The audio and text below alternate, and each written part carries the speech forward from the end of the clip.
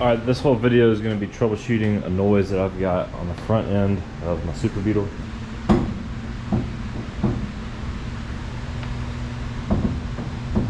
But turning the wheel, it's a little bit kind of stuck. You can see it kind of shuddering just a little bit. And obviously it's making that knocking noise. It's more so over here on the right side. It's where I noticed it most while driving. I had somebody tell me that it was a steering dampener, and I figured that was an easy fix, so I got a new one right here. But obviously it's still making that noise without the dampener in there. So my plan is to just start taking stuff apart up under here. I started with tie rod over here. We got stuck, so I got a puller. But a couple known things. I don't know if you can see the cracks on that bushing right here on the stabilizer. That's on both sides, but the worst looking thing is the steering box right up in here. Looks super nasty. It's got the oil dripping down from it.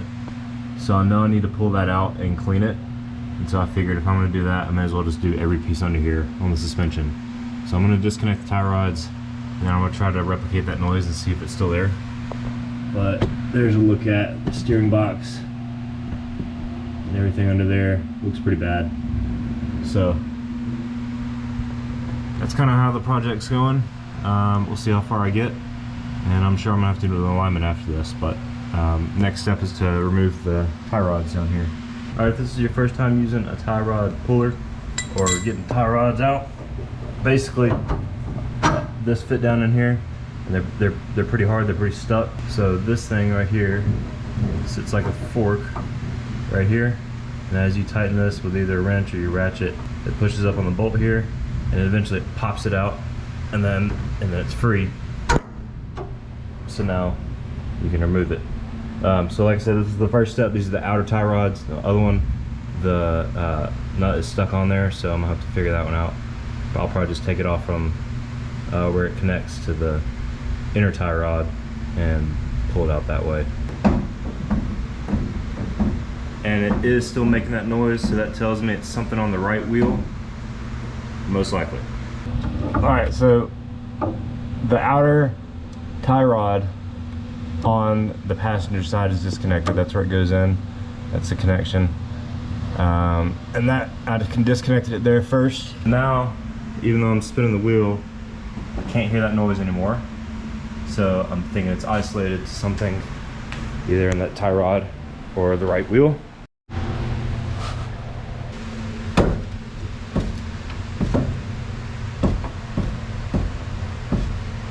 And now, if I'm moving the right wheel, I think that is the noise I'm looking for. So I'm thinking that it's actually something here in the strut. Either the connection down here, if that bushing's gone out, which it doesn't feel like it has,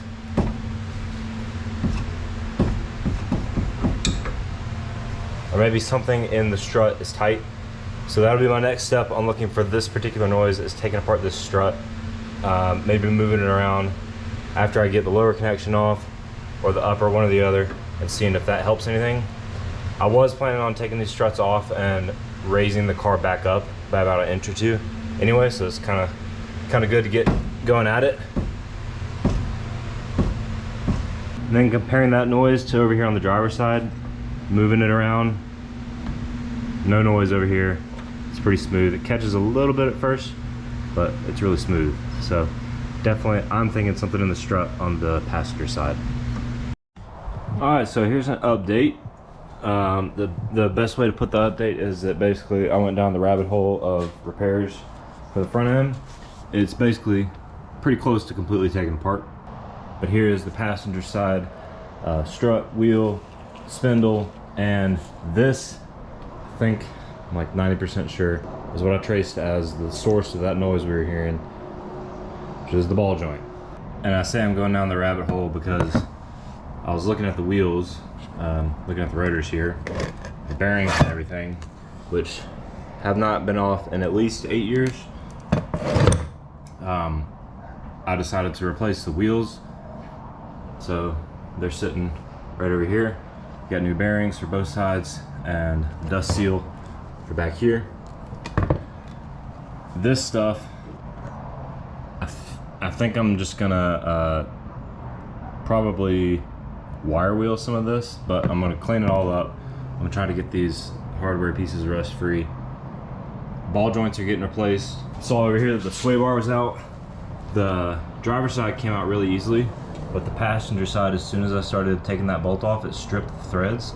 So I had to use an impact and just wedge it off and stripped all the threads on this. So sway bar is gonna get replaced. You see the bushing is stuck right here. This is the driver's side control arm. So I have new bushings coming, some urethane bushings for the control arm, sway bar, and then obviously the tie rod goes in there. I haven't decided yet if I'm gonna wire wheel these and just clean it up and paint them, but kind of thinking might as well. And I've also got these, I don't really know what the name is for it, but I call them like cam lobes basically. And these, so this is the control arm. These mount right here on the bottom of the car, and they change just a little bit how the control arm pushes the outer end. When I was taking these off, I didn't realize that they're keyed, meaning that on this side of the bolt it's flat, and that lines up with, on this plate right here there's a flat section. So I was just spinning it and ended up gapping this hole too much on here. On the other side, I completely ruined all the threads trying to get it off, wedging it off, and realized too late that it was keyed. So I got new ones of these coming in, which were hard to find. Hopefully the ones I ordered fit. So my tie rod puller, my splitter that is going right here is just coming right off. It doesn't have anything to grab onto. So I'm coming around to the top, and I'm gonna go ahead and get the gas tank out, because I know I'm gonna have to get something. I'm gonna have to get the steering column disconnected up here, and I'll have access to the steering box from up here. So I'm gonna get the gas tank out. I don't really know how much is in here. I think it should be relatively easy. I have 4 mounts, 1, 2, and then 2 on the exact same position on the other side. I think there's supposed to be a 3rd and then a 6th on the other side up here, but I don't have either of those mounts, but you can see a hole for it right up there. So there should be 1, 2, 3, 4, 5, 6. And these are just bolt-in little clips like this that hold the gas tank down, I think. I've never taken the gas tank out before. So I'm gonna get these out and then pull it and see what it looks like. So that was all you needed to get the gas tank started. Having a really tough time getting this rubber sleeve off right here, but everywhere else has been disconnected. I started pulling it, realized that this gas line right here goes under the car, still connected, and it was just getting really hard to move out. It's kind of getting pinned up. What I'm gonna try to do is angle it this way and down, but to do that I'm just going ahead and draining out all the gas under here. So if you're not aware, the gas line comes down from up here, and then it connects, can't really see, it connects right there.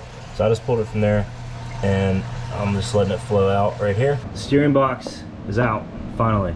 This is about how it sits in the car. You can see lots of dirt.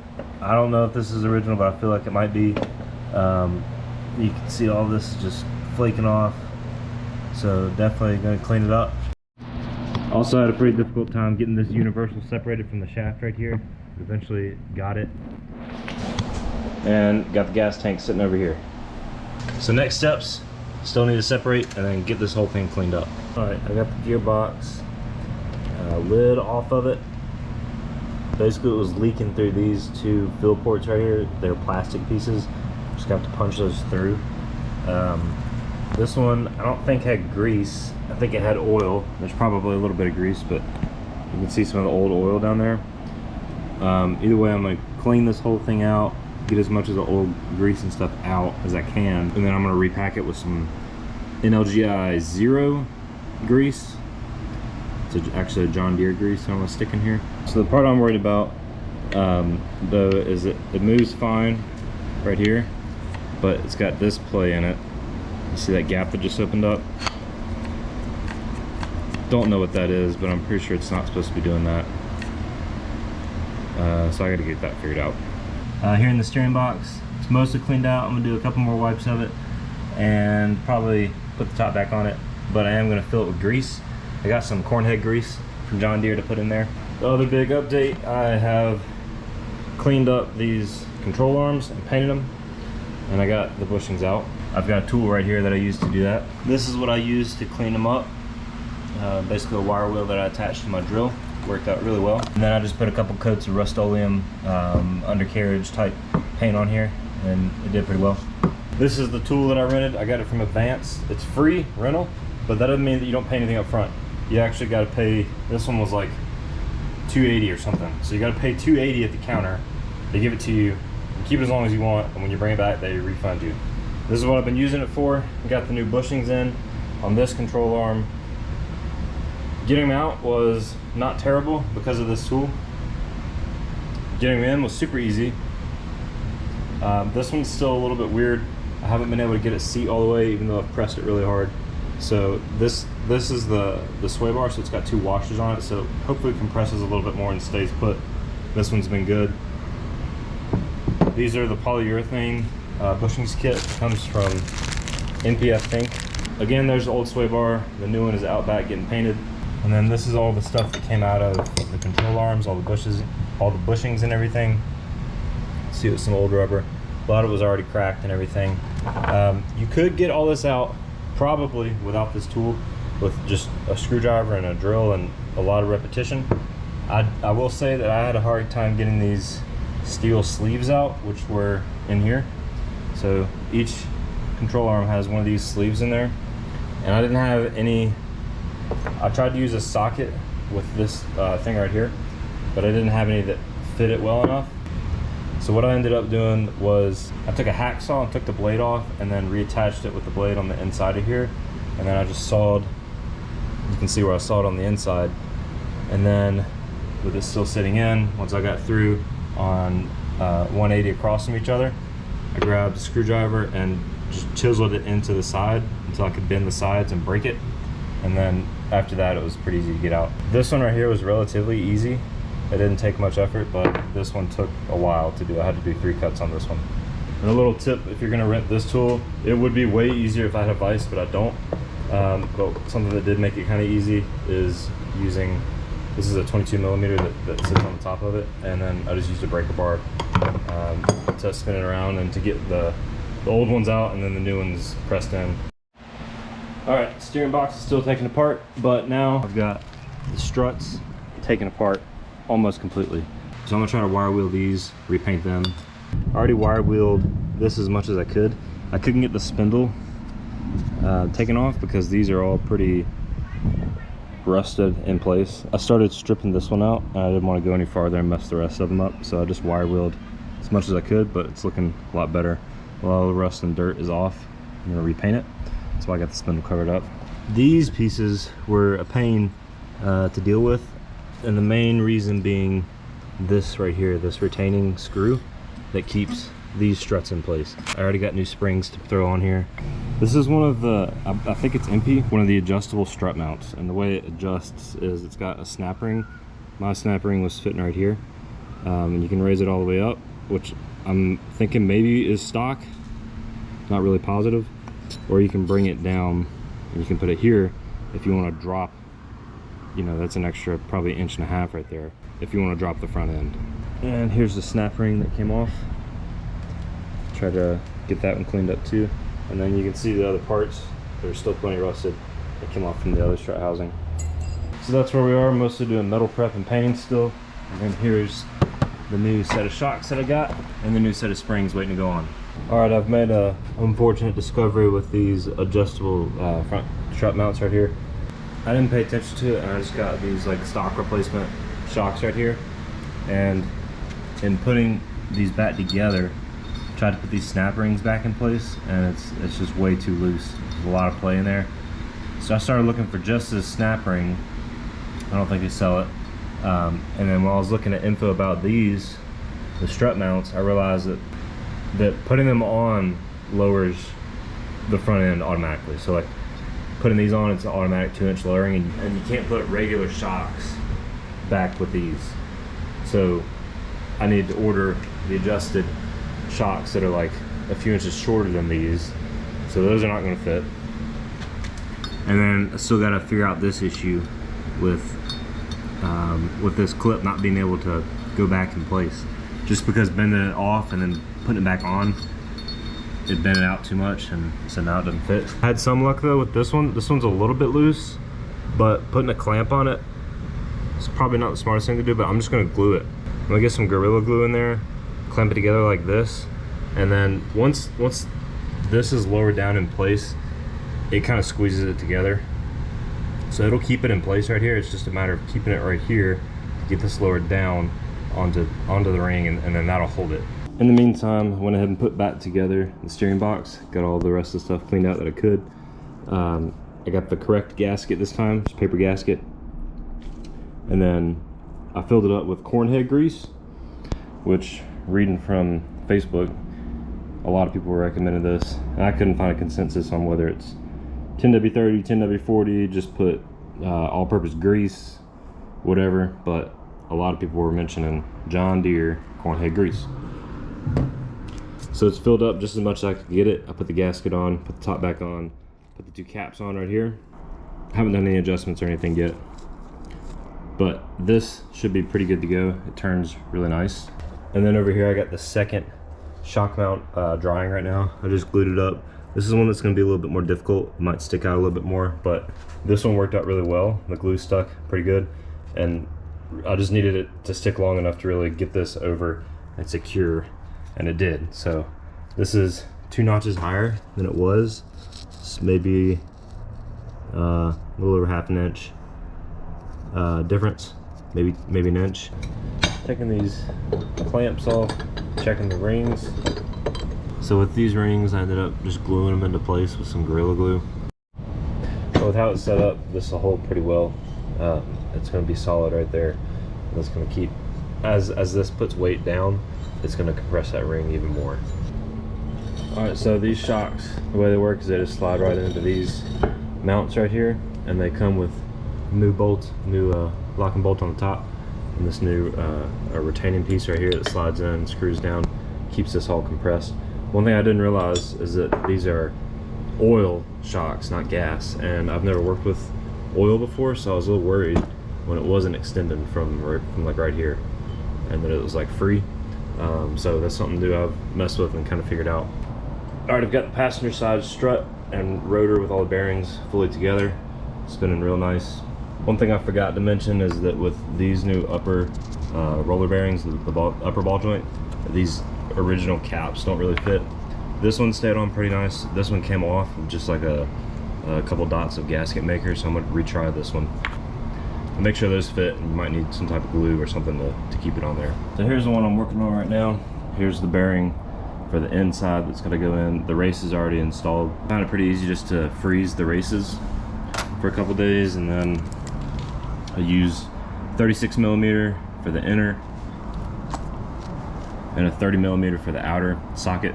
Fit perfect, drove them right in. And I packed the roller bearing, got this one left to do, and it's pretty easy once you screw it on all together. It's pretty easy.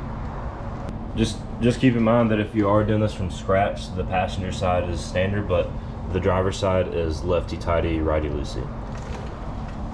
Got the universals back in, got the wheels on, struts are back in. See, pretty much everything is in place right now. It's just not all tightened down yet. The first kind of lesson learned is up here with getting these U-joints in place on the 2 shafts. It was kind of difficult. Figured out that the best way was to get the steering box in place and to get one bolt through so it was holding on but could still move around. And then from there, I slid this coupling down onto the steering box shaft just so it was hanging on, and then got up under the car and was able to make some adjustments from under there to put the bolt into place to keep it in place while the steering box is still loose. Then, still with the steering box loose, I was able to kind of move this in position to slide it up so the steering box is moving with it. So everything kind of slid up on here. And once I had it in place on this shaft, turned the wheel to get it aligned and everything, and then slip the bolt through, and then tighten it down from up here. That part was pretty easy. Once I had everything tightened up here, I went down under here and tightened these 3 bolts up, so everything is all tight, ready to go. I'm pretty surprised with the reinstall of everything. Installing is actually seeming to be easier than removal so far. Another kind of lesson learned is I'd wait to put the control arm in until after you have the steering box in place. Just it frees up this area a little bit. These have been the hardest to get in so far. I had to kind of hammer them into place. You can see a little shaving off this bushing from that. These are not tight, they're not adjusted or anything yet, so I'm anticipating that to be the most difficult part of this. But I've got the sway bar in place. This was also a little bit difficult, but once I had them through and in position here, I loosely put on the bolt, got these lined up and just held it up with my knee and got these 2 started, and then everything kind of fit into place as I tightened it up. Other than that, everything's kind of fitting back together. Again, most of it's not tight yet, but everything feels smooth with the steering wheel. It's turning well. I don't notice any issues yet. Did order and use a 24mm crow's foot for this split nut right here, just to make sure I got it torqued correctly. It was actually hard to find in the Haynes manual. If it's in there, I didn't find it. I did find in the original service manual, which is 7 and no more than 9.5 foot-pounds while you're turning the wheel. Something I forgot about, but I'm also going to be changing out the brake pads while I have this off, and since I've got new rotors on here. All right, bug update. We got the gas tank in.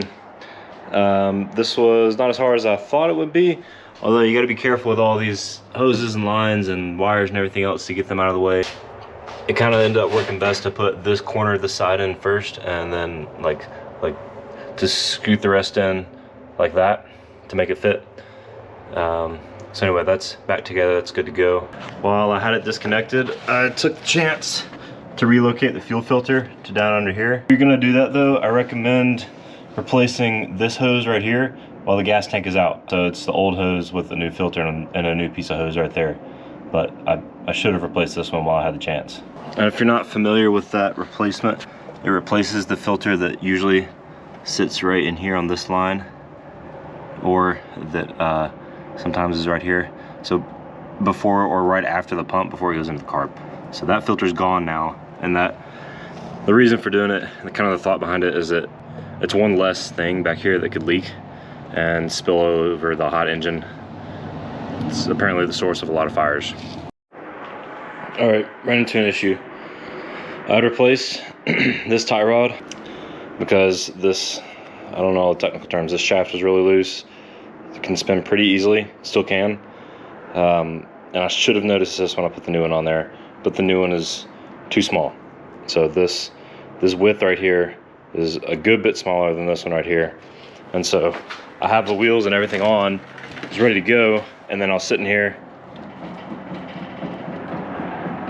and notice the movement and the noise again on this side, but not on the other side. And this is the only piece I changed out on that side. So I gotta take that wheel back off, get this one back on there.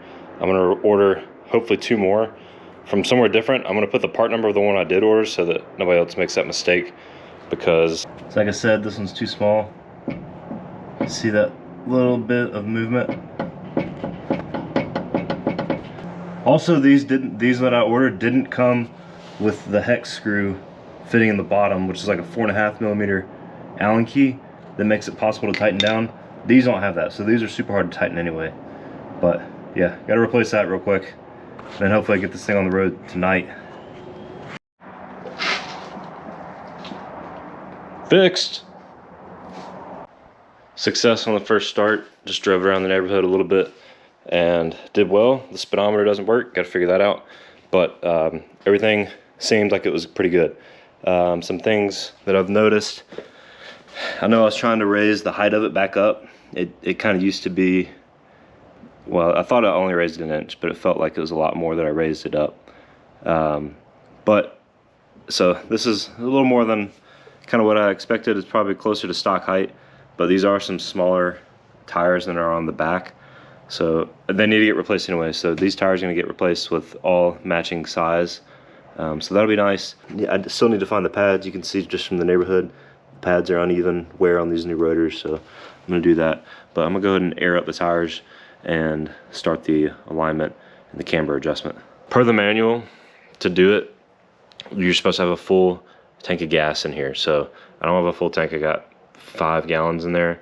So I'm gonna put another 2-gallon gas tank on top and then a couple water cans up there to kind of equal out the weight. And then from there, you're supposed to bounce the front end a little bit and then take your measurements and all that. From last night, both of them are at -1 degree, and they're supposed to be at 1 degree positive. What I've got to read that is this little leveler thing right here, and it just sticks into on the rotor. So right there, and it's probably hard to see. Yeah, you can't really see the bubble, but this one's sitting at probably a little over 1.5 degree negative, and it's supposed to be positive. And then I'm gonna have to figure out how to do the alignment. It's supposed to be that the back of the rim should be 1/16 to 7/32 rim to rim wider than the front. So it's supposed to be a slight toe in. It's like 30 minutes if you're measuring a degree, if you have that type of tool, but if you're just doing a measurement, slightly toe in, so wider back here on the back. Got it loaded up to close of the equivalent of a full tank. Got about 9 gallons worth of water and gas in here. I already did the camber adjustments, which didn't look like it did too much. And this meter is, I don't think it's too great. You can see the bubble there, just kind of drifting all the way over. But then if I adjust it, kind of stays put over here. So I don't really trust this thing too much. I think there's probably some play with these magnets. So I adjusted them equal, and they're both about maxed out on here in the car. So it should be, I think, about at 0 or 1/2 degree off either way. So see how that does. While I was doing that, I noticed that I've got a pretty good bit of toe out. You can see there the angle of the tire compared to this line in the garage floor. It's pointed out a little bit. Got the steering wheel centered, and then same thing on this side, but not quite as dramatic. To find exact center on the steering when doing this, I figured out so in this manual, there's a little bolt on like earlier models, so not the mid-late 70s, that goes up into like all the steering gear, and there's a dimple, you can see where it's lined up perfectly. Otherwise, if there's not, there's apparently a little notch right there, and this is what you're looking at. Huge help. This thing, I think I already mentioned, this thing's a huge help. Got a lot of details that the Haynes manual does not have, and this is specific to 70 through 74 for the Beetle Super and the Ghia. I have an Allen key in this hole where there's supposed to be a bolt, and it barely fits in. This is a 6mm for anyone who's trying to reference this, and I can't see it, but I can. Let's see.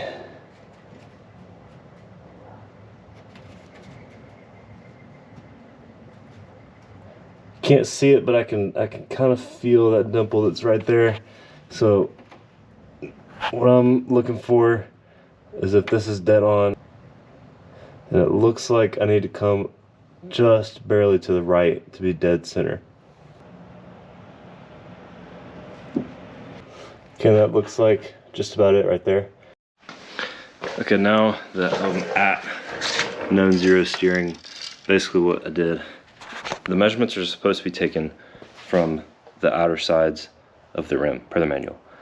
Now, this probably isn't stock size rim, but so I tried to line it up the best I could here and right there, and I used this piece of wood kind of as a flat bar to keep a straight line, and then looked directly down, lined up the pencil with this to use it kind of as a straight edge. So there's one mark there, and I marked the other one right here with a pencil. So those are around where they're supposed to be. Did the same thing over here, so there's one, and then another mark is right here. And then I just wrote in pencil what they measured at. So 64 and 1/8, 63 and 5/8. Those Obviously we got toe out, so this needs to come, they both need to come out a little bit, kind of how I predicted. To make these adjustments, you gotta loosen this bracket right here on the tie rod. So down here on the other end, this at the bottom of the screen is the lock nut, and then I think the top one is for adjustment, but I have to loosen that bottom one and then roll this whole bar forward. Rolling it forward brings the toe in, so that's what I'm going to do. I don't know how hard it's going to be because I haven't turned anything on this one. And these threads down here, and sometimes these threads up here on this side can get a little jammed up, so it might be kind of tough. All right, made some adjustments. We definitely have toe in now, but it's a little too much.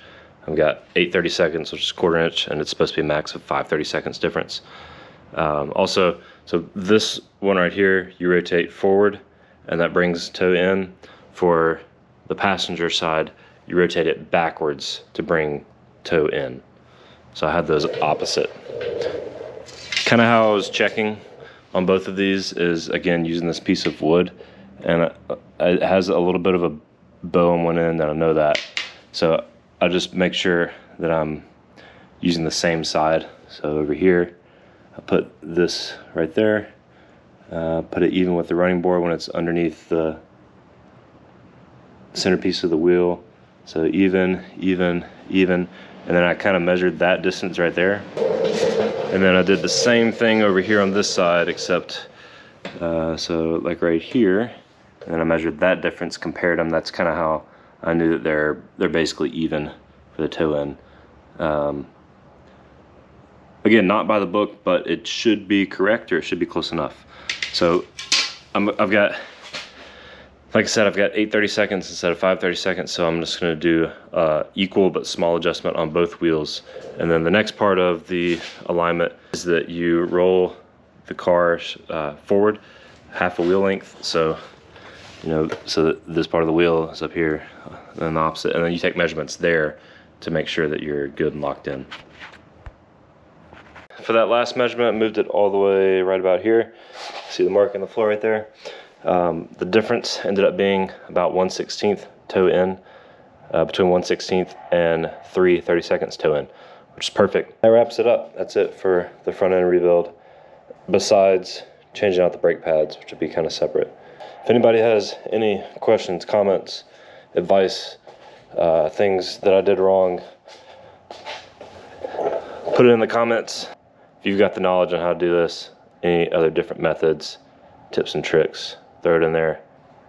Otherwise, this thing is back on the road today.